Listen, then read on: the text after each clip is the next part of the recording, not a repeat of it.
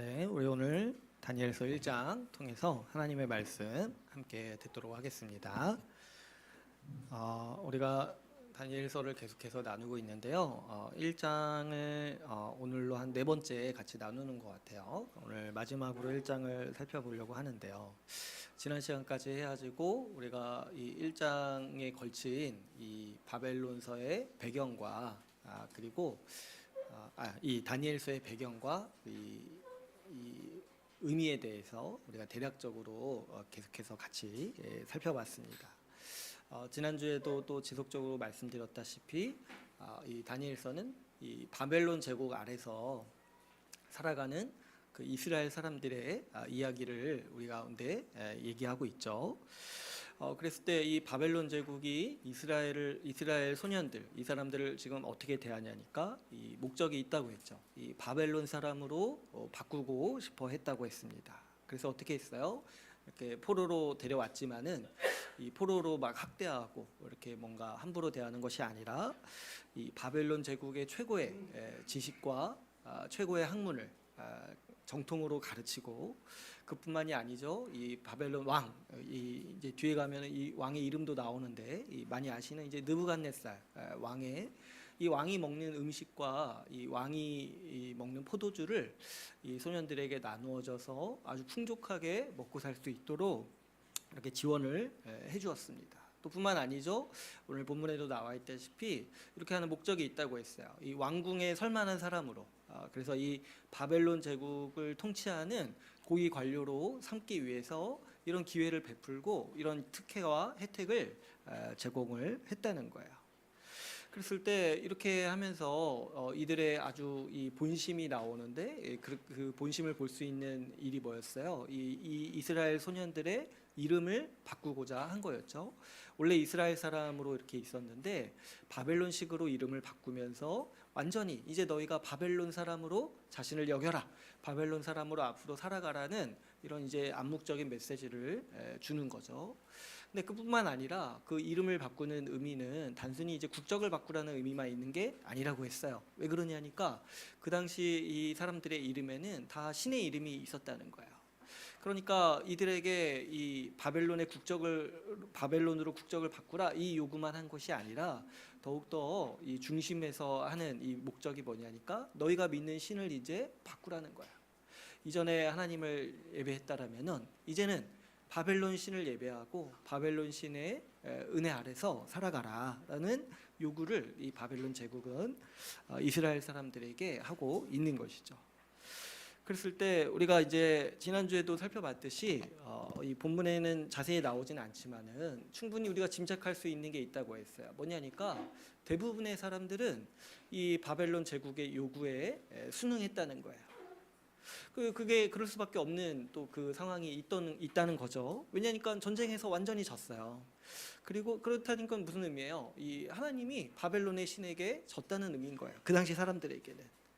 게다가 이 바벨론이 그냥 이렇게 막 함부로 대하고 막 이렇게 압제하고 이렇게만 하는 것이 아니라 또 어때요? 이렇게까지 선대하고 특혜를 주고 또 이렇게 복을 베푸니까 바벨론 신을 안 믿을 이유가 어디에 있겠냐는 거예요. 그래서 이 많은 이스라엘 사람들이 바벨론 제국 아래서 바벨론 신을 섬기면서 이 바벨론 제국에 자신을 맞추어 가면서 자신을 변화시켜 가면서 그렇게 살았다는 거죠.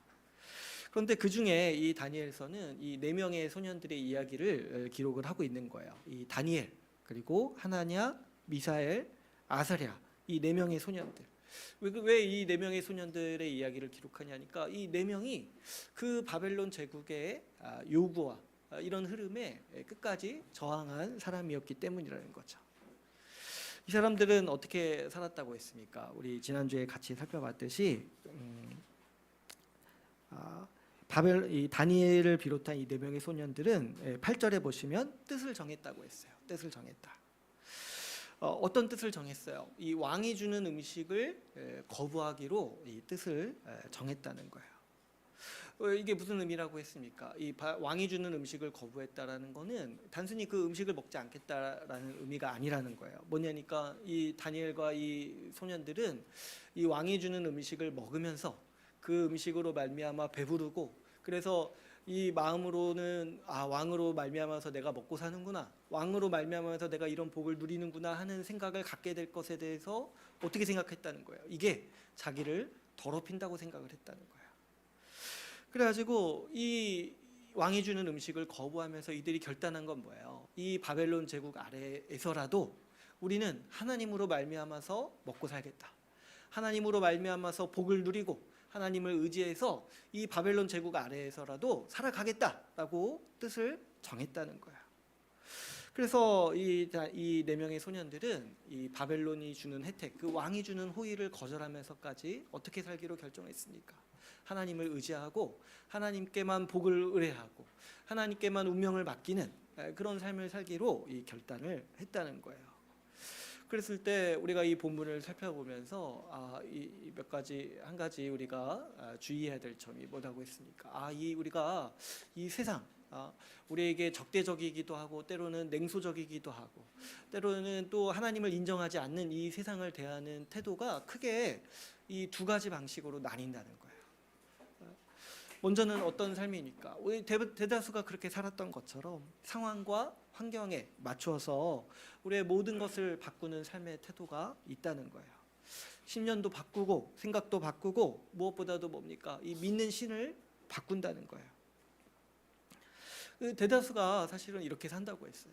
왜 그러냐니까 자기 중심에 자기가 가장 이 중심으로 삼고 있는 그 신이 뭐냐면은 결국에는 자기의 이익이라는 거예요. 자기 이익. 자기 이익을 위해서라면은 그냥 상황에 맞춰서 자기 생각이나 신념이나 자기 입장 바꾸는 것이 그렇게 큰 희생이 아닌 거예요. 자기 이익을 위해서라면은 언제든지 바꿀 준비가 돼 있는 거예요. 그 중에 이제 어떤 이 가치도 있다는 거예요. 신도 있다는 거예요. 누구를 예배하는가의 문제도 내가 하나님을 예배하는 게 이익이 된다고 생각하면은 하나님을 예배하지만 바벨론 신을 섬기는 게 또 그때의 이익이 된다고 생각하면은 금세 신을 갈아탈 수 있는 그런 사고, 그런 가치관이 사실 우리 인류의 대세를 이루는 신념이라는 것이죠.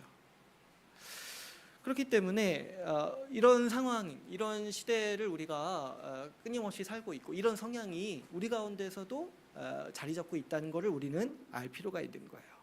다니엘 때도 그렇지만은 우리 시대도 이러한 태도가 대세를 이루는 시대에 살고 있는 거예요. 그래서 이제 요즘에 이제 사람들의 어떤 사고 방식이라든가 이 요즘 세대가 뭐 어떻다든가 하는 이런 이야기들을 들어보면은 몇 가지 좋은 장점들이 있고 또 뭐 여러 가지 얘기할 수 있죠. 근데 그 특징 중에 하나가 뭐냐면 자기 이익이 최우선이라는 거예요. 자기 이익이 최우선. 이런 걸 이제 옛날에는 제가 어렸을 때는 쉽게 이기적이다고 이렇게 표현을 했는데 요즘에는 그런 말도 잘 못해요. 그냥 샘이 밝은 거예요. 샘이 밝고 참 알뜰하게 사는구나. 이런 식으로 이렇게 얘기할 정도로 많이 포장되어 있고 그런 것들을 선하게 여긴다는 거예요. 자기 이익에 따라서 행동한다는 거예요. 근데 이제 그런 사람들을 잘 보면은 제가 보니까 그런 좀 선입견이 생긴 거예요. 뭐냐니까 의리가 없어요. 의리가. 언제든지 편을 바꿔요. 자기에게 이익이 된다고 생각하면은 언제든지 편을 바꾸는 거예요.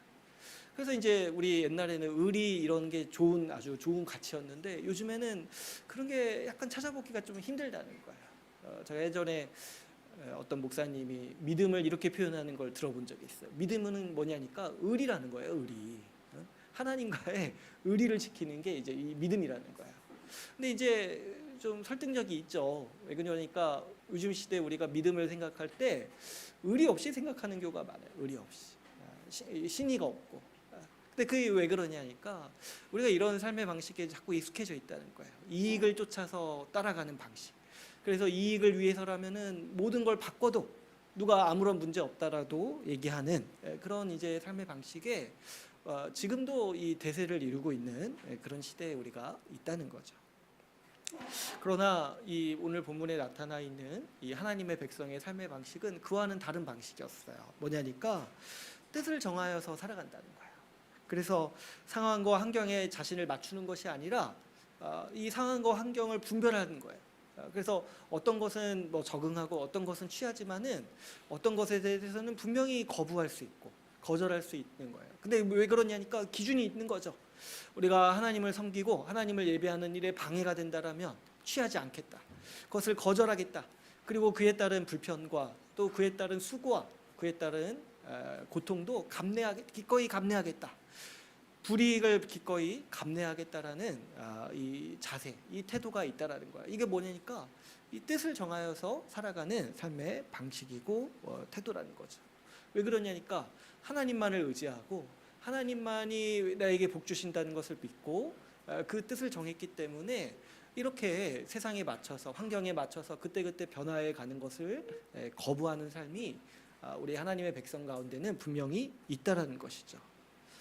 그렇기 때문에 우리가 본문을 통해서 주의 깊게 또 묵상해 봐야 되는 바가 있어요. 뭐냐니까 여러분, 우리가 세상을 대하는 우리의 태도를 점검하고 세상을 우리가 어떻게 대해야 되는지 분명히 결정하고 그것을 헤아릴 수 있어야 한다는 거예요. 여러분, 우리가 아무리 교회를 오래 다녀도 이런 세상을 대하는 태도에 대해서 분명한 뜻을 정하지 않는다라면 우리는 어느샌가 분명히 세상 사람이 될 거예요. 그죠? 바벨론 제국과 같은 이 세상의 미혹을 알아채고 거부할 용기가 없다라면 우리 신앙은 쉽게 사라질 것입니다. 제가 지난주에 말씀드렸죠.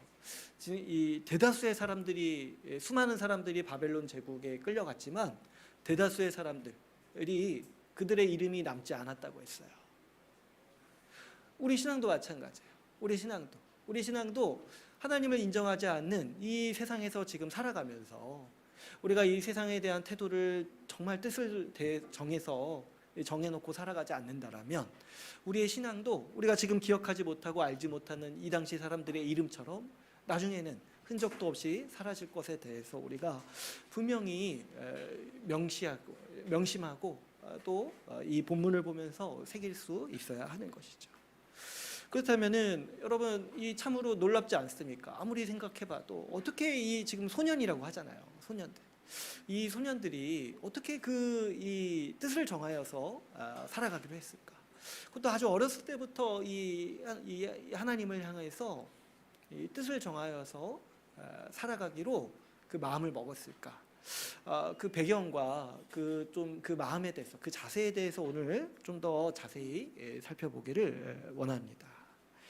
먼저는 지난 시간에도 잠깐 얘기를 했지만 이들이 마주했던 도전이 어떤 것이었는지를 분명히 알 필요가 있어요.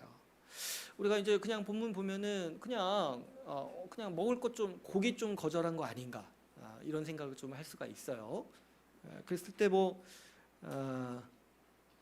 그죠? 할 수 있겠다 생각이 들 수도 있죠. 10일 정도 고기 안 먹기 좀 어려울 것 같은데. 근데 이제 이들이 이제 3년을 결정한 거예요. 3년. 10일 정도 테스트 해보고 3년 동안 왕의 음식 안 먹기로 결정한 거잖아요. 그러니까 고기와 포도주 3년 동안 안 먹기로 이렇게 결심을 한 거예요. 그것도 만만치 않죠. 여러분, 앞으로 3년 동안 고기 안 먹겠다 누가 결심할 수 있겠습니까? 그죠? 쉽지가 않죠. 근데 이제 단순히 그런 어떤 이들이 지금 결정한 게 식단 관리하겠다, 이게 아니라는 거죠. 뭐예요? 지금 이들이 거절하려고 하는 거는 왕의 호의를 거절하려고 하는 거예요. 왕의 호의를 거절하려고 하는 거. 그 호의를 그냥 눈 감고 누리면, 자연스럽게 그냥 누리면 사실 누구도 사실 쉽게 얻지 못하는 좋은 기회죠. 그리고 누구나 선망하는 기회이기도 한 거예요. 왕이 이렇게 호의를 베푸는데 그냥 받으면 풍족하게 먹고 풍족하게 누릴 수가 있잖아요. 그런데 이스라엘 소년들은 앞에서도 제가 말씀드렸다시피 이런 호의가 자기의 영혼을 더럽힌다라고 봤습니다. 왜냐하면 왕에 의존하고 왕이 주는 음식을 먹을 때 마음도 정신도 점점 왕을 의지하면서 살아가지 않을까 하는 그 염려가 더 컸다라는 거죠. 이러한 생각, 이러한 자세가 이 인생에 들어오는 것이 하나님의 백성으로서는 자기를 더럽힌다라고 봤다는 거예요. 그래서 이 왕의 호의를 거절하는데 어떤 일을 감수했냐니까 이 왕의 호의를 거절하면서 오는 불편함이 물론 있는 거예요. 방금도 얘기했다시피 아주 그냥 산의 진미를 먹을 수 있었는데 그것을 거절하고 채식만 하는 그런 이제 아주 상당한 불편이죠. 얼마나 불편합니까? 그것도 이제 아예 그 식탁에 안 가면 좋겠는데 그 식탁에는 가야 되잖아요. 그죠? 그 식탁에 가서 옆에서는 산의 진미를 마음껏 맛보고 먹는데 그 옆에서 채식하고 있는 그 불편함, 이게 얼마나 큰 고통이고 불편합니까? 근데 이제 이것만 있는 게 아니라 여러분, 왕의 호의를 거절하는 거는 상당한 또 공포와 두려움을 야기하는 일이었다는 거예요. 그죠? 여러분, 우리가 뭐 이렇게 왕이 있는 시대가 아니기 때문에 잘 이제 좀 체감이 안 될 수가 있지만, 이 왕이요 보통 왕이 아니에요. 이 느부갓네살, 이 뒤에 이제 다니엘서에 나오는데, 하나님께서도 전 세계의 통치를 이 왕에게 맡겼다 하실 정도로 권세가 아주 정말 신급의 이 권세를 가지고 있는 이 왕인 거예요. 그래서 이제 여기서는 호의를 베풀죠. 2장 가서는 어떻게 하는 줄 아세요? 다 죽인다고 얘기해요. 그러니까 말 한마디로 그 인생을 아주 그냥 피게 할 수도 있는데, 그 말 한마디로 그냥 그 인생을 끝내버릴 수 있는 권세를 가지고 있는 왕인 거예요. 근데 이 왕의 심기를 그래서 거스르게 하면 안 되는 거죠. 근데 이제 호의를 베풀었는데 거절한다라는 거는 얼마나 그 정말 두려운 일입니까? 얼마나 그 왕의 심기를 불편하게 만들고 두려운 일이겠습니까? 그랬을 때 여기서도 보면은 이게 보통 일이 아니라는 거를 이 환관장이 얘기를 하는 거죠. 이 환관장도 보면은 이 아스부나스라는 사람이 나오는데, 그래서 이 사람도 이 처음에 이 다니엘이 이렇게 요청을 했을 때, 이 왕이 주는 음식을 안 먹겠다 이렇게 요청을 했을 때, 이 환관장이 어떻게 합니까? 자기도 그렇게 할 수 없다고 얘기하죠. 만약에 이게 들키면 자기 생명이 온전해지겠냐는 거예요. 그러니까 이 의식이 있는 거예요, 왕 앞에. 그러니까 이 소년들도 나중에 이 사실이 왕의 귀에 들어갔을 때 오는 그런 공포, 이런 이제 두려움을 3년 내내 안고 살아야 되는 위험을 감수를 했던 거죠. 그랬을 때 여러분, 이 소년들이 정말 이런 상황에서 뜻을 정한 거예요. 이런 상황에서 이 불편과 이 손해와 이 공포를 마주대하면서, 그걸 감내하면서 하나님 앞에 뜻을 정하겠다, 이렇게 이제 결단을 했다라는 거죠. 그랬을 때 정말 이 소년들이 참 제가 봤을 때 너무 참 대단하다, 참 소망이 된다, 우리 애들도 좀 이랬으면 어떨까, 그런 생각을 좀 하게 되는 것 같아요. 어렸을 때부터 이렇게 뜻을 정하는 거예요. 어렸을 때부터. 반대로도 생각하면 커서는 좀 힘든가 싶기도 하고, 어렸을 때 딱 순수할 때 이미 딱 그때 뜻을 정하는 거예요. 앞으로 이렇게 살겠다. 근데 이제 그러면 어떻게 이 소년들이 이 일을 이렇게 하기로 했을까? 이걸 어떻게 생각을 했고, 어떻게 이렇게까지 이 손해와 불편과 이 공포를 감당하면서까지 뜻을 정하기로 마음을 먹었을까 했을 때, 먼저 생각해 볼 수 있는 거는 이 소년들이 하나님을 믿었다라고밖에 생각할 수 없죠. 하나님이 살아계시고, 하나님이 여전히 우리의 하나님이시고, 하나님이 우리를 향해서 신실하게 언약 백성 삼으셔가지고 우리를 하나님의 백성으로 세우셨다라는 것을 믿었다라고밖에 우리는 생각할 수밖에 없습니다. 하나님의 심판 앞에서 이스라엘이라는 국가가 망하고 성전이 유린당하고 또 자기는 포도로 끌려왔지만, 그럼에도 여전히 하나님이 살아계시고 우리를 주관하시는 하나님이심을 이들이 믿었다는 거예요. 언제 들었겠습니까? 그들이 어렸을 때부터 가정에서나 또 이 이스라엘의 교육기관에서 하나님의 이 신실하심을 보고 배우고, 그 하나님이 이스라엘에게 베푸르신 그 신실한 은혜를 보고 배움으로써 이들이 하나님에 대해서 올바로 알게 된 거예요. 그래서 그 하나님의 신실함을 의지하고, 하나님이 우리를 버리시지 않고 여전히 우리의 하나님이신 것을 끝까지 믿었다라고 우리는 미루어 짐작할 수 있는 것이죠. 더 나아가서 오늘 좀 더 집중적으로 더 얘기해 줄 부분은 뭐냐니까, 여러분, 이들은요 하나님이 복 주신다라는 걸 믿었어요. 하나님이 복 주신다. 그래서 왕이 아니라 하나님이 주시는 복으로, 왕이 주는 음식이 아니라 하나님이 주시는 음식으로 살겠다, 능히 살 수 있다라고 하는 사실을 굳게 믿었다는 거죠.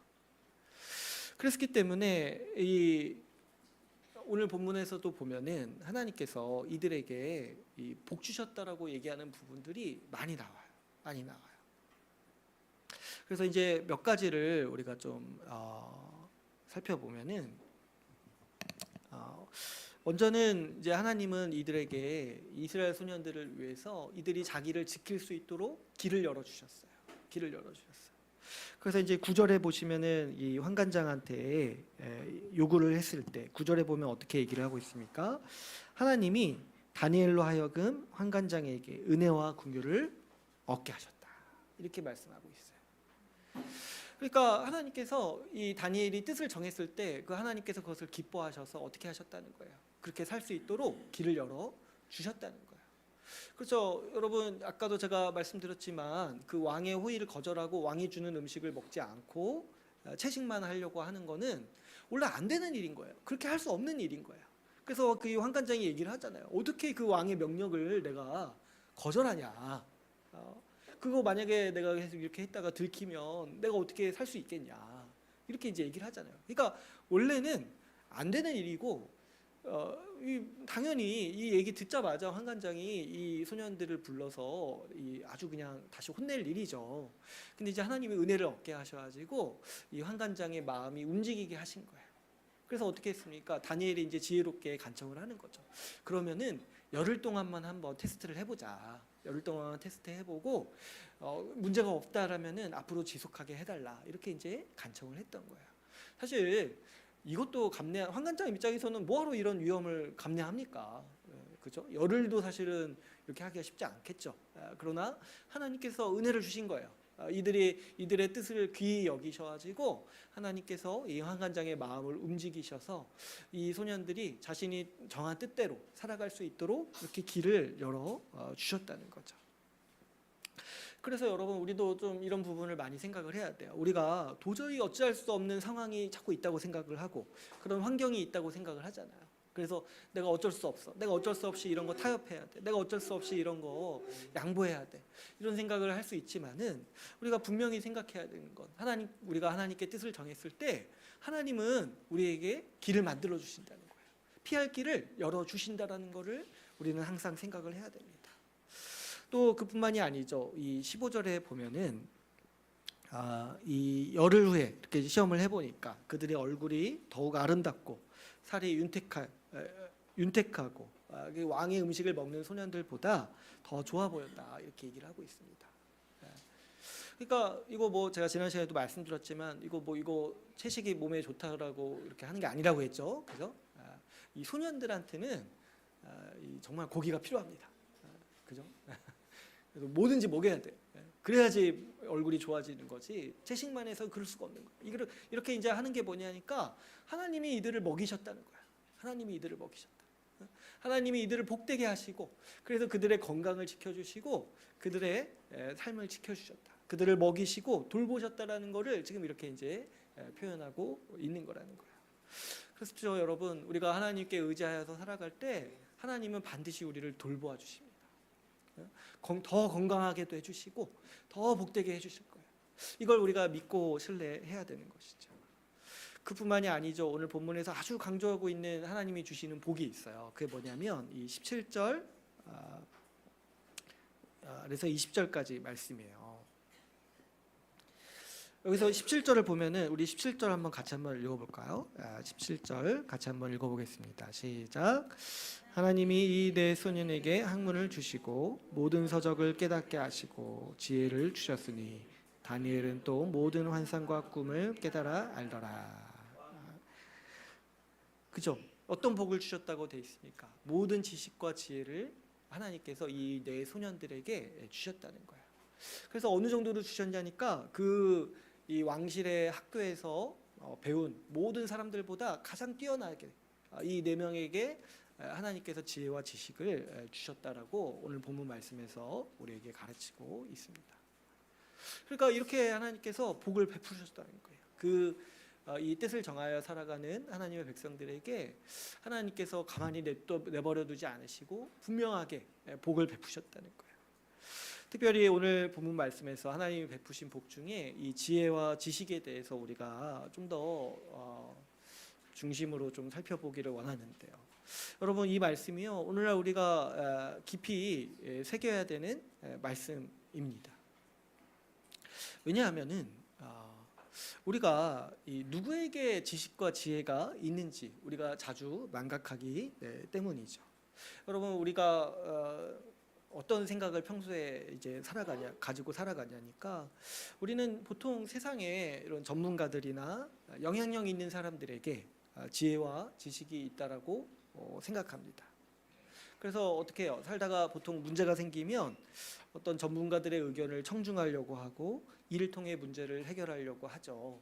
또 요즘에는 이런 게 또 접근하기가 굉장히 쉬워가지고 이 유튜브 같은 거 이렇게 많이 발전돼 있어가지고 뭐 이렇게 좀 내가 뭔가 문제가 생겼다 하면은 그냥 유튜브 통해서 검색만 하면은 그 분야에 관련된 전문가들의 어떤 견해라든가 이런 것들을 우리가 쉽게 또 접근할 수가 있죠. 또 최근에는 또 뭡니까? AI가 발전해가지고 인류가 그냥 쌓아온 가장 이 발전된 지식을 아주 우리가 AI를 통해서 쉽게 접근할 수 있는 게 요즘 우리가 살고 있는 시대인 거죠. 그러다 보니까 우리도 어떤 생각을 자꾸 하게 되냐면 그냥 좀 불편하거나 어렵거나 좀 어떤 좀 도움이 필요한 지식이나 지혜가 필요하면은 유튜브 검색해 보면 돼. 아니면 최근에 이제 나오는 것처럼 AI한테 한번 의뢰해 보면 돼. 이런 생각을 우리가 자연스럽게 하면서 살아간다는 거죠.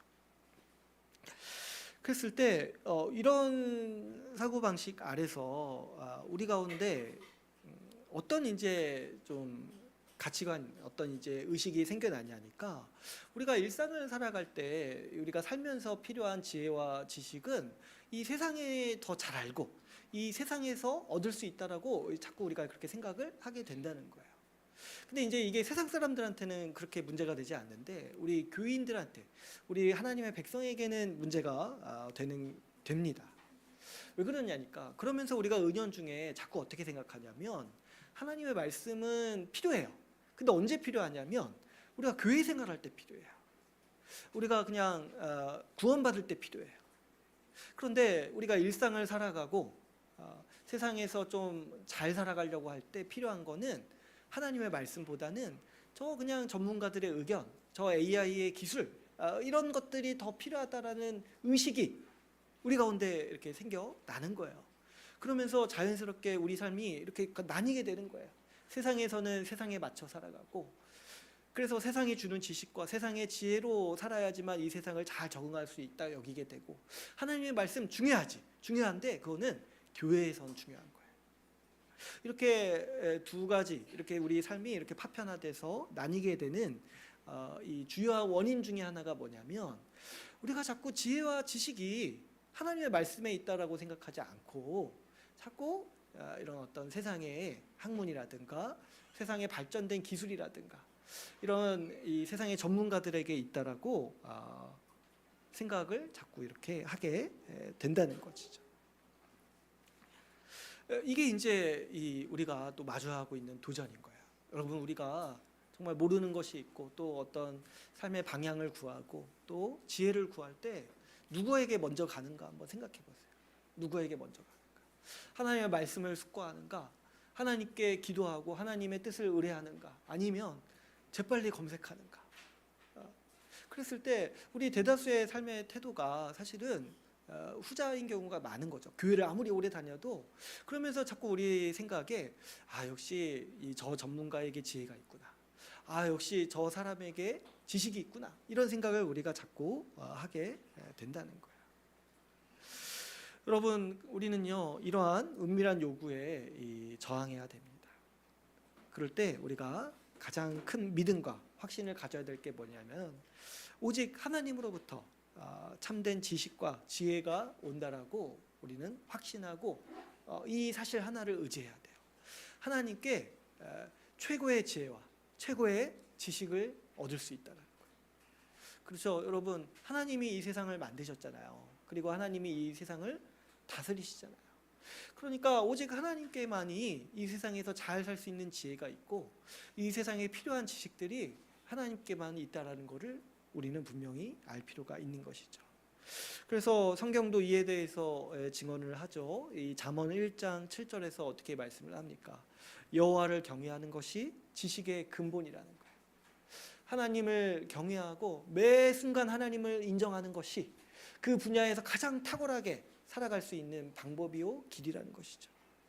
뿐만 아니라 디모데후서 3장 16절 17절에서는 이렇게 말씀하고 있습니다. 모든 성경은 하나님의 감동으로 된 것으로 교훈과 책망과 바르게 함과 의로 교육하기에 유익하니 이는 하나님의 사람으로 온전하게 하며 모든 선한 일을 행할 능력을 갖추게 하려 함이라. 하나님 이 말씀이요 하나님의 감동으로 이루어진 것이라서 하나님의 영감으로 이루어진 것이라서 이것을 통해서 우리가 모든 삶에서 온전하게 살 수 있는 지혜와 지식이 다 하나님의 말씀에 있다는 거예요. 우리가 살아가는 데 있어서 필요한 모든 지식과 지혜가 다 이 말씀에 있어요. 그래서 우리 삶의 태도가 어때야 되냐니까 다른 세상의 지식과 지혜를 갈망하기보다는 우리가 이 말씀을 간구해야 된다는 거예요. 그래서 우리의 모든 상황이나 모든 영역이나 삶의 어떤 선택의 순간에 있어서 선택할 때 우리는 항상 이 말씀에 비추어서 사유하고 판단하고 이 말씀에 비추어서 행동하는 훈련을 해야 돼요. 모든 영역에서 모든 상황에서 우리는 그렇게 해야 되는 것입니다. 뭐 우리가 살면서 말씀이 상관이 없다고 생각하는 영역이 특별히 있나요? 그런 게 내가 은연중에 그렇게 생각하는 영역이 어떤 것인지 한번 잘 생각해 보세요.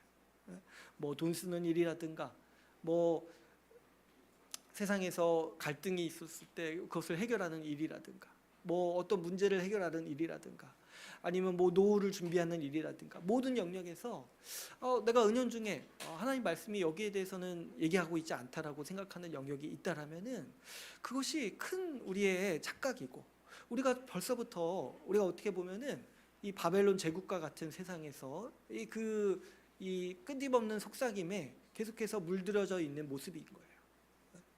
이것이 더 탁월하다, 세상의 지식이 더 탁월하다 이렇게 생각하는 게. 그랬을 때 여러분 우리가 이런 훈련을 해야 된다는 거예요. 모든 영역, 내 모든 상황에서 하나님의 말씀은 이 상황에서 나에게 무엇을 말씀하는가, 어떤 지혜를 주고 어떤 지식을 주는가, 이것을 숙고하고 이것을 사유하는 훈련을 우리가 끊임없이 해야 하는 것이죠. 여러분 이런 사유를 하고 이런 훈련을 할 때 우리가 반드시 이제 명심해야 되는 게 뭐냐면 세상의 어떤 지혜와 지식이요 아무리 탁월해 보이고 또 아무리 유용해 보이고 그것이 아무리 멋져 보이고 또 때로는 정말 세련되어 보일지라도 그렇게 살아가는 방식, 그렇게 살아가는 태도가 큰 틀에서 크게 보면은 어리석을 경우가 굉장히 많다라는 것을 우리는 유념해야 돼요. 여러분 세상이 아무리 지혜 있고 그래서 세상에 맞춰 나가서 이 세상의 최신 어떤 기술과 유행에 맞춰서 이렇게 사는 것이요 잘 나가는 것처럼 보일 때 있고 또 때로는 정말 지혜로워 보일 때가 있어요. 그리고 이런 것들을 다 부정할 수 없습니다. 다 나쁘다고 얘기하는 것도 극단이라고 했어요, 제가. 그죠? 어느 정도 우리는 이 세상의 지식을 배우고 또 이해해야 돼요. 우리가 이 세상에서 살기 때문에. 그런데 거기에 매몰되어서 살아가는 것이 얼마나 어리석은지를 우리가 간파할 수 있어야 돼요. 왜 그러냐니까 여러분 세상은 계속해서 변하기 때문입니다. 세상은 계속해서 변해요. 그래서 이 세상에 보니까 맨날 이런 식인 거예요. 언제는 A가 좋다고 하다가 한 10년 지나니까 A가 나쁜 거였어요. 이제 B가 좋대요. 그런데 또 10년 지나면 뭐예요? B는 정말 나쁜 거였어요. 그래서 A가 좋다는 거예요, 결국에. 다이어트 관심 있으신 분들은 이런 흐름이 있다는 걸 아실 거예요. 옛날에는 지방이 나쁜 거라고 하다가 요즘에는 또 지방은 좋은 거라고 하고 아주 이게 기술이 발전하다 보니까 인식도 바뀌고 그죠? 세상을 보니까 이런 거예요. 이런 이제 큰 틀이 있는 거죠. 유행이 계속해서 일어나는 거죠. 유행이 있고. 근데 이제 얼마나 많은 유행이 있습니까? 얼마나 많은 유행이 있고 얼마나 많은 유행이 나중에는 흔적도 없이 사라집니까? 그렇죠?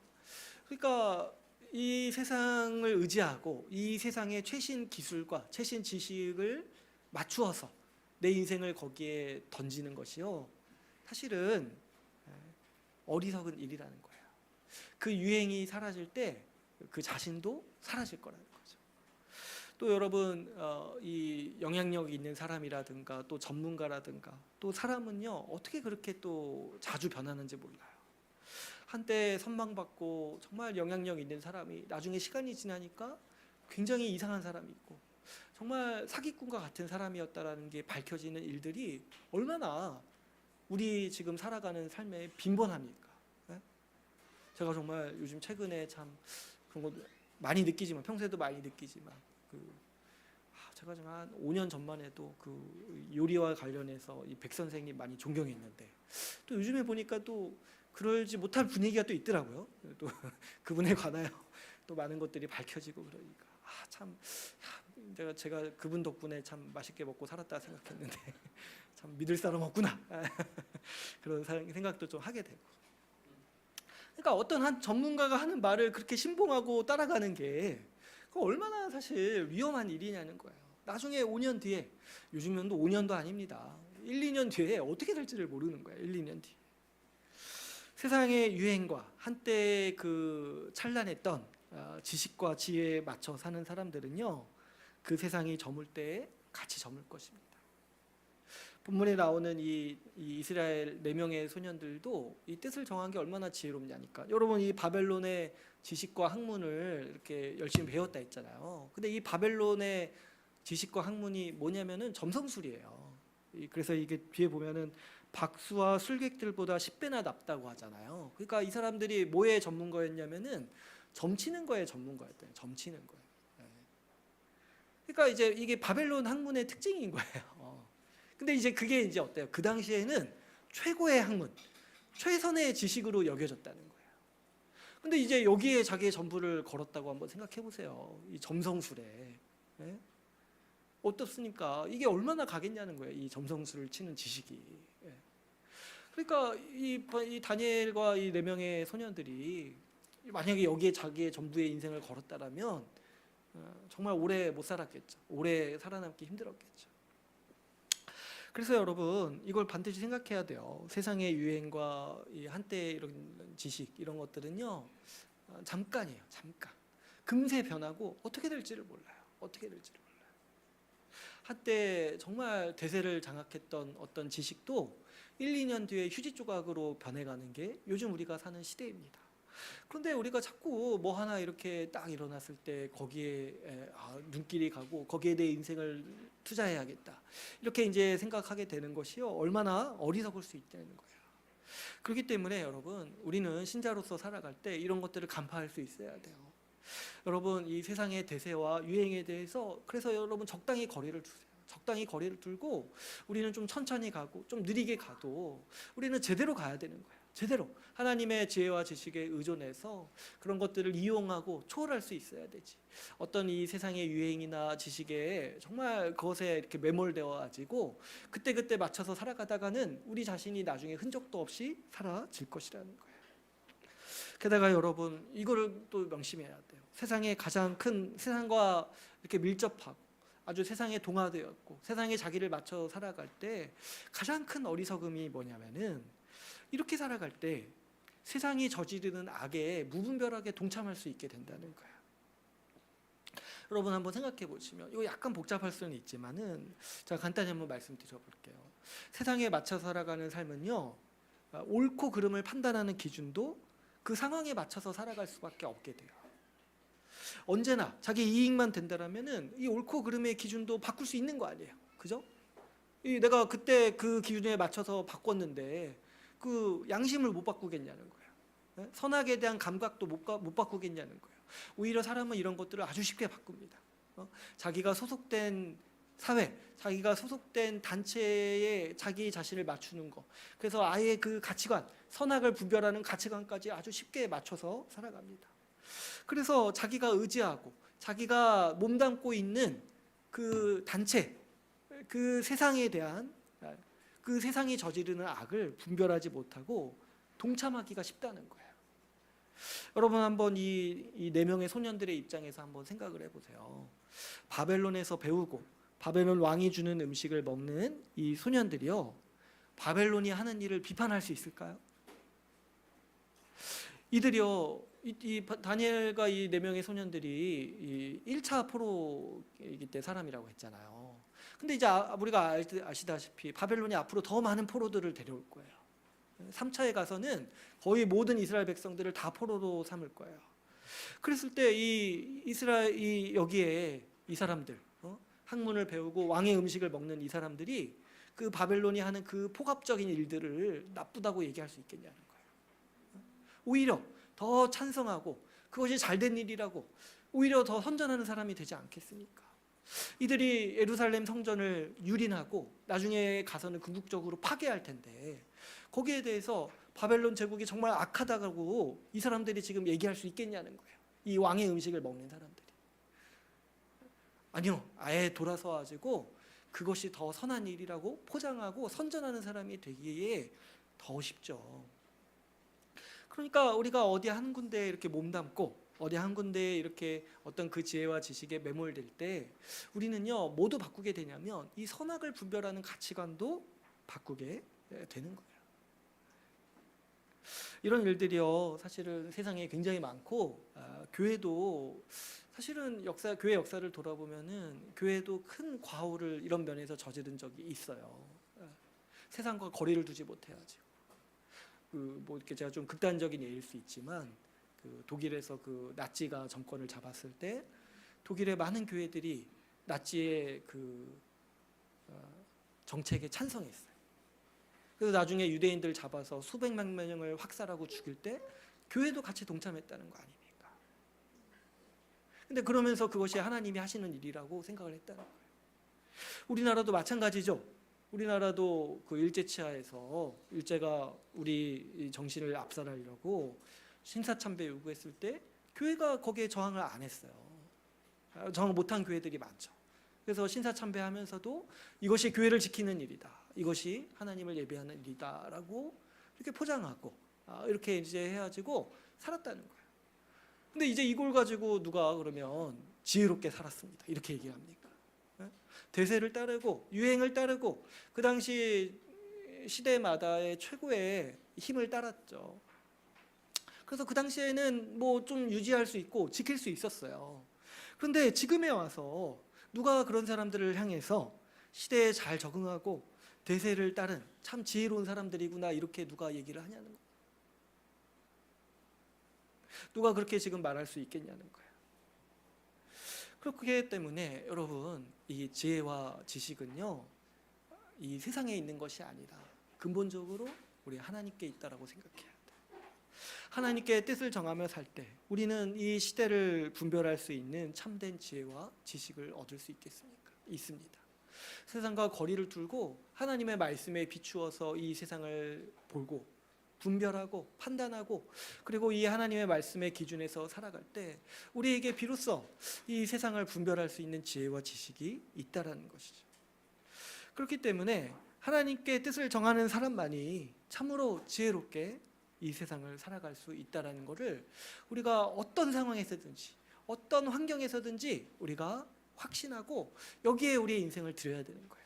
여기에 이거 하나만으로 우리가 어떻게 이 지혜와 지식을 얻을 수 있는지가 갈리는 것이죠. 그렇기 때문에 여러분 우리가 하나님께 뜻을 정하는 사람에게 이 지혜와 지식의 복을 주신다는 것을 아주 신뢰해야 돼요.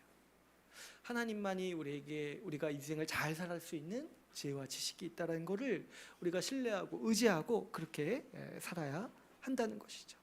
이렇게 우리가 하나님의 복 주심을 신뢰해야 됩니다. 하나님이 우리가 뜻을 정하여 살아갈 때 우리를 내버려 두시고 그런 우리가 감수하는 불편과 어떤 고통과 어떤 어려움 가운데 그냥 우리를 내버려 두시는 것이 아니라 우리가 하나님께 뜻을 정하고 하나님을 정말 의지하며 살아갈 때 우리 하나님은 그것을 더욱더 기쁘게 여기셔서 더 큰 복을 주시고 하나님이 주실 수 있는 지혜와 지식과 그 복을 우리에게 베푸신다는 것을 우리가 분명히 신뢰하고 그것을 의지해야 돼요. 그럴 때 우리가 이 눈앞에 있는 손해와 이 불이익도 감수할 수가 있는 거예요. 하나님이 나에게 복 주신다고 신뢰하는 사람이 내가 주님께 뜻을 정하여 살아갈 때 오는 어떤 불편함이라든가 이런 손해라든가 이런 것들 있을지라도 그때라도 어떻게 하는 거야? 그래도 하나님이 나에게 복 주실 거다. 이렇게 믿는 사람만이 그것을 감수할 수 있게 되는 것이죠.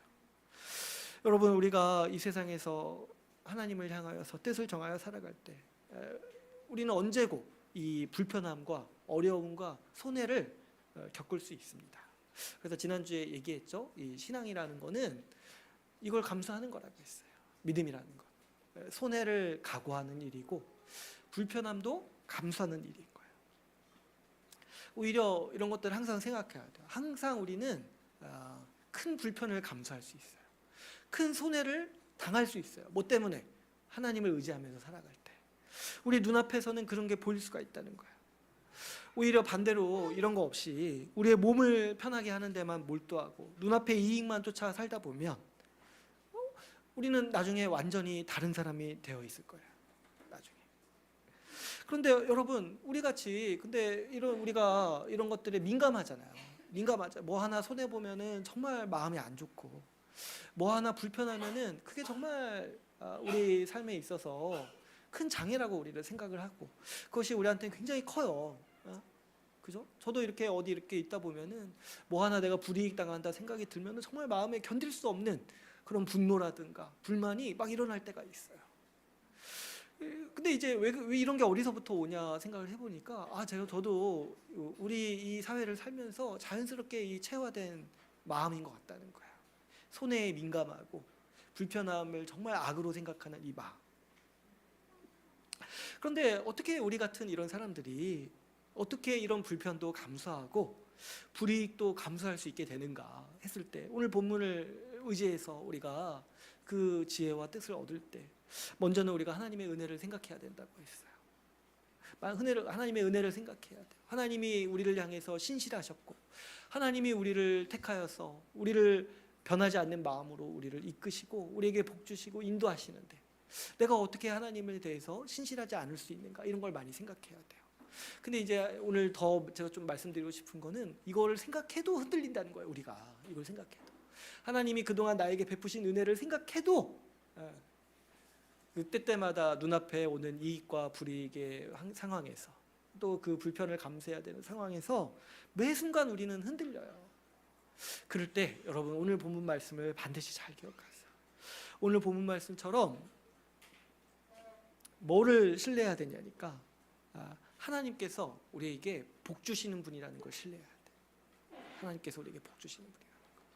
내가 믿음을 지키고 내가 하나님께 의지하고 하나님께 뜻을 정하여서 지금 눈앞에 손해를 보고 눈앞에 정말 불편을 감수하는데 그럼에도 불구하고 그렇게 살 수 있는 가장 큰 힘과 원동력을 우리가 어디에서 얻을 수 있냐니까 바로 하나님께서 복 주시는 것을 믿을 때, 내가 지금 당장 손해보고 당장 불이익을 겪을지라도 결국에 하나님께서 나에게 복 주실 거야.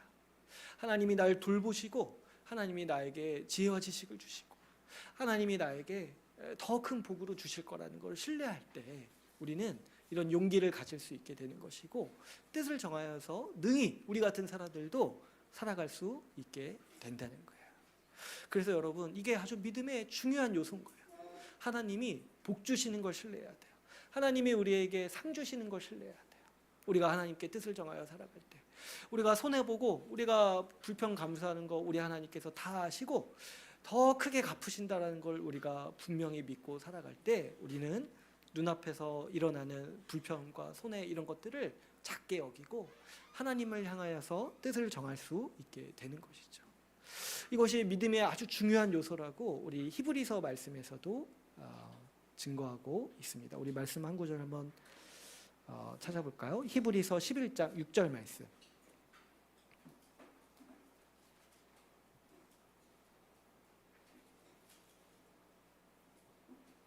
히브리서 11장 6절 말씀 같이 한번 보겠습니다.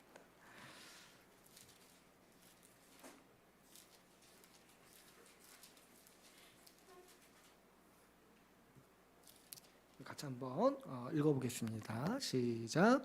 믿음이 없이는 하나님을 기쁘시게 하지 못하니 하나님께 나아가는 자는 반드시 그가 계신 것과 또한 그가 자기를 찾는 자들에게 상 주시는 이심을 믿어야 할지니라. 아멘. 그죠? 우리 히브리서 11장은 유명한 그 믿음장이에요. 그 앞뒤로 어떤 사람들이 나오냐면은 믿음을 지키기 위해서 자기를 버린 사람들이 나와요. 그래서 이제 노아라든가 아브라함이든가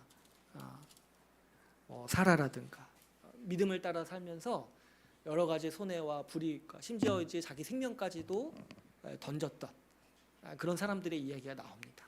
그런데 딱 이 6절에서 그들이 어떻게 이렇게 살 수 있는지에 대해서 살 수 있었는지에 대해서 설명할 때 믿음이 이런 것이라는 거예요. 뭐냐니까 하나님이 계신 것과 그분의 존재, 그분이 살아계셔서 우리를 언제고 지키시고 돌보신다는 걸 믿어야 된다는 거예요. 또 뭡니까? 그분이 우리에게 상 주시는 이시다.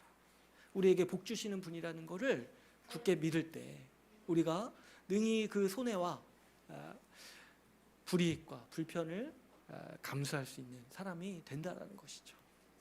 그래서 이 히브리서 성경 전체에서 믿음의 아주 중요한 요소로 이걸 얘기하는 거예요. 하나님이 우리를 복 주시고 돌보신다는 것을 굳게 믿어야 된다. 굳게 믿어야 된다.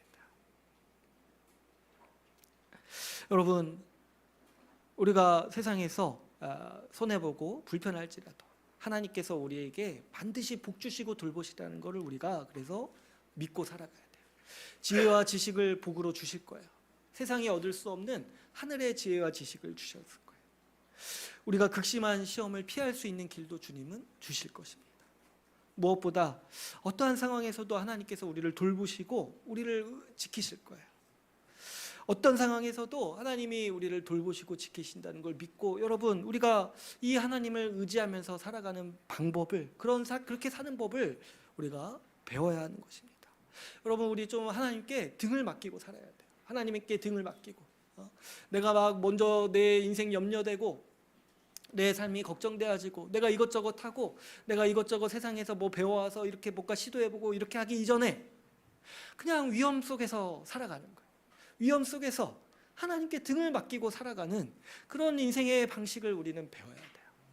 미리 대비하고 미리 준비하고 앞으로 다가올 어떤 위협과 어떤 위기와 이런 것들을 대처하기 위해서 내가 미리미리 먼저 계산하고 생각하고 이런 손해와 이익을 먼저 철저하게 셈을 하는 그런 인생보다는 그런 거 감수하고 그런 거 없이 좀 손해를 보더라도 하나님께서 복 주실 것을 믿고 그래서 어떤 위험과 상황 가운데서도 하나님께 등을 맡기고 그러면서도 안전하다 여기면서 살아가는 이 삶의 감각, 이 삶의 방식이 우리 신자로서 살아갈 때 우리가 이 세상을 살아갈 때 반드시 필요한 자세라는 것이죠.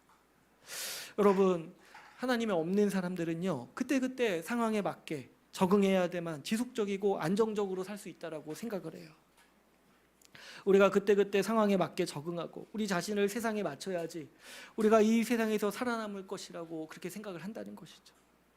근데 여러분 우리는 그렇게 생각할 수 없어요. 이거는요 하나님 없이 살아보려는 아주 어리석은 삶의 태도라는 거예요. 왜 그렇습니까? 이 세상이 영원하지 않기 때문에 그래요. 세상은 지속적으로 변하는데 제가 좀 더 직접적으로 말씀드리고 싶은 거는요 세상은요 지속적으로 망해요. 세상은 지속적으로 무너지고 있어요. 뭐 하나 한때 융성하다가 금세 망하는 게 이 세상의 이치라는 거예요.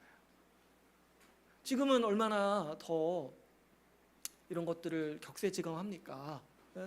옛날에는 왕이 그래도 한번 자리 잡으면 10년, 20년 갔지. 요즘엔 최고 권력자도 5년을 못 버텨요.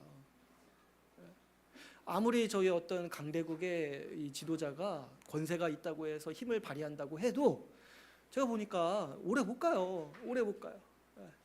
더 오래 못 가요. 근데요, 여러분, 지금 이 시대, 다니엘이 살았던 시대는요, 시대를 생각해 보면 정말 그 큰 권세, 큰 권력을 가진 사람, 그래서 사람의 생사 여탈도 자기 말 한마디로 할 수 있는 이 왕이 살던 이 시대 있잖아요. 이 시대 이때 하나님께서 이런 말씀을 주시는 거예요. 이 시대 바벨론 제국이 아무리 힘이 세고 아무리 영원할 것 같아도 지금 다니엘서가 주는 메시지가 뭐냐니까 우리가 이제 2장, 3장, 4장, 5장, 6장 하면서도 나올 텐데 이 바벨론 제국도 망한다는 거예요.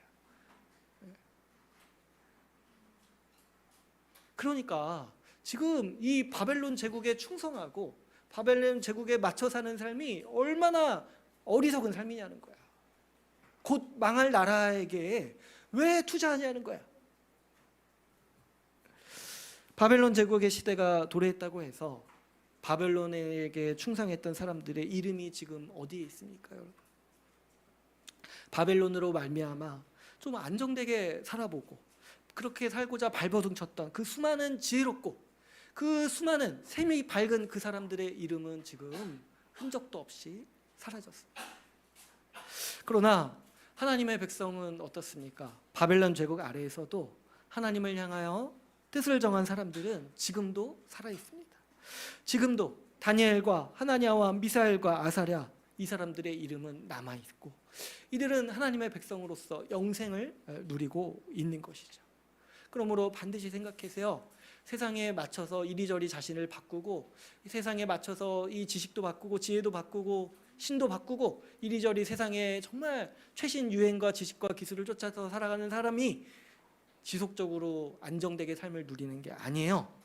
오직 누가 영원히 사냐니까 하나님께 뜻을 정한 사람만이 영원한 삶을 살아갑니다. 왜 그렇습니까? 하나님께서 돌보시고 지키시기 때문이죠. 특별히 그런 의미에서 오늘 본문의 21절 말씀은 아주 의미심장한 말씀입니다. 우리 21절 말씀 같이 한번 읽어보겠습니다. 우리 다니엘서 1장 21절 같이 한번 읽어볼게요. 시작. 다니엘은 고레스 왕 원년까지 있으니라. 아멘. 짧은 말씀이지만 아주 의미심장한 말씀이에요. 왜 그러냐니까 여러분, 다니엘은 그 바벨론 제국 초창기의 사람이에요. 그러니까 이 시대가 지금 느부갓네살 왕이 거의 바벨론 제국의 이 초대 왕이에요. 초대 왕. 그러니까 바벨론 제국의 초창기 사람인 거죠. 그때 이제 포로로 잡혀온 사람이에요. 근데 이제 고레스 왕 원년까지 있다고 하잖아요. 근데 고레스 왕은 누구냐니까 페르시아의 왕이에요. 페르시아의. 그러니까 뭐예요? 바벨론 제국이 다니엘이 살아있을 때 망하는 거예요. 다니엘이 살아있을 때. 근데 이제 또 자세히 보시면 아시겠지만 나중에 이제 다니엘서 나누면서 얘기하지만 다니엘 그 바벨론이 망하고 그 다음에 페르시아가 이렇게 세워지는데 그 중간에 또 작은 나라가 있어요. 메데라는 나라가 있어요. 그러니까 다니엘이요 새 왕궁을 경험하는 거예요.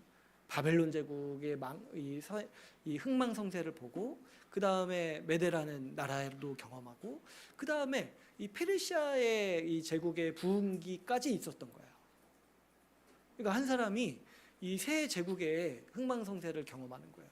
더 대단한 게 뭔지 아세요? 다니엘이 무슨 예언을 보냐니까 이 페르시아도 망한다는 예언을 다니엘서 안에서 듣는 거예요. 그렇죠. 이게 이제 이 세상의 이치인 거예요. 근데 이게 한 사람이 우리 인간이 이해하기가 너무 어려워요. 여러분 한번 생각해 보세요. 그 강대한 제국 바벨론이요. 그 한 사람의 평생도 못 갈 거라는 걸 누가 그 당시에 예측할 수 있겠냐는 거예요. 누가. 바벨론 제국이 다니엘보다도 오래 못 간다는 거. 다니엘 한 사람의 인생보다도 오래 못 간다는 거를 누가 아냐는 거예요. 누가. 이 강대한 제국이 전 세계를 지배하고 하나님께서 그 권세를 주셨다라고 얘기하는 그 제국도 100년을 못 간다는 거예요. 또 한편으로 여러분 생각해 보세요. 자주 생각해 보세요. 바벨론 제국이 유행하니까 바벨론에게 몸과 마음을 다 바치고 바벨론의 신을 따르는 삶이 그래서 얼마나 어리석고 얼마나 불쌍한 삶입니까? 그거밖에 모르잖아요. 그거밖에 눈에 안 들어오잖아요. 하나님 없이 산다는 게 그렇게 불쌍한 삶이라는 거예요. 망할 세상에 자기 몸과 마음을 다 바쳐서 충성할 수밖에 없는 그 인생. 그거밖에 대안이 없는 인생이요. 얼마나 불행한 삶입니까? 그러나 오직 하나님께 뜻을 정한 사람만이 이 제국들을 초월해서 살아갈 수 있었습니다. 왜 그렇습니까?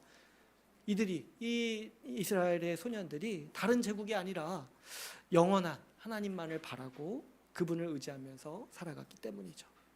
곧 망할 제국이 아니라 영원한 하나님 나라만을 바라보고 살았기 때문에 이들은 영원히 살 수 있었습니다. 여러분, 그러므로 우리가 이 하나님의 복과 은혜를 믿고 우리의 신자로서의 삶을 정말 힘있게 한번 살아가 봅시다. 하나님은 그분께 뜻을 정한 사람들을 지켜주셔서 그들의 삶을 돌보시고 복되게 하십니다.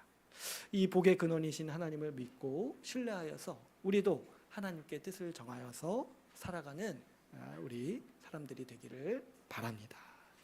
이제 오늘 말씀을 맺겠습니다. 오늘 우리 다니엘서 본문 말씀을 통해서 하나님께서 뜻을 정한 그분의 백성에게 복 주시고 지키신다는 말씀을 같이 함께 살펴봤습니다. 특별히 아주 우리가 중점적으로 살펴봤던 복이 있죠.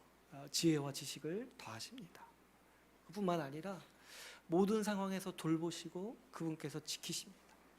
그래서 시대가 바뀌고 유행이 변하고 세상을 주도하는 기술이 변할지라도 하나님의 백성은 끝까지 그 시대를 초월하여서 살아갈 수 있도록 주님께서 지키시고 보호하십니다. 그래서 우리가 분명히 아는 것은 그때그때 세상에 맞추어서 살아가는 사람이 아니라 하나님께 뜻을 정하여서 불평과 수고와 불이익을 감수하는 사람이야말로 더 안정적이고 더 복된 삶을 결국에는 살아가게 된다는 것을 우리가 같이 함께 살펴봤습니다. 여러분, 우리 하나님의 백성을 돌보시는 우리 이 하나님의 은혜와 복을 간절히 의지합시다.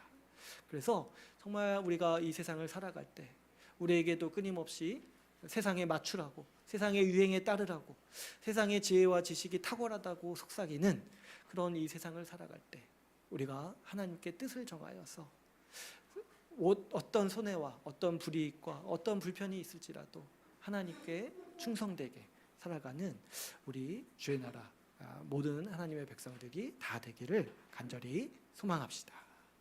오늘 말씀을 마치고 같이 기도하는 시간 갖도록 하겠습니다.